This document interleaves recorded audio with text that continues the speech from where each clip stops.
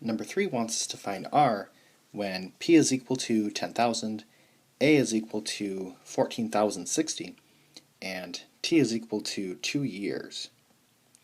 So because they give us P and A, we're going to use the second formula, and I'm going to plug in those numbers.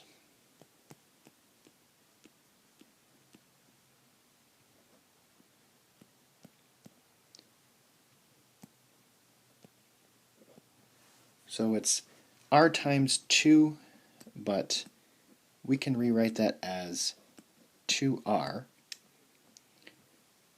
So I need to distribute the 10,000 here to get 10,000 plus 20,000 R.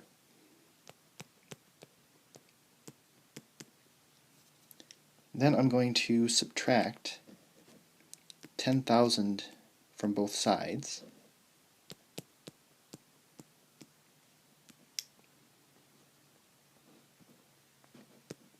And I get 4,060 is equal to 20,000 R.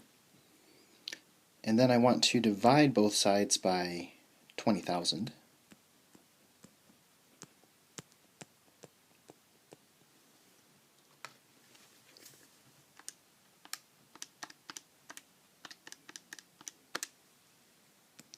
And R is equal to 0.203.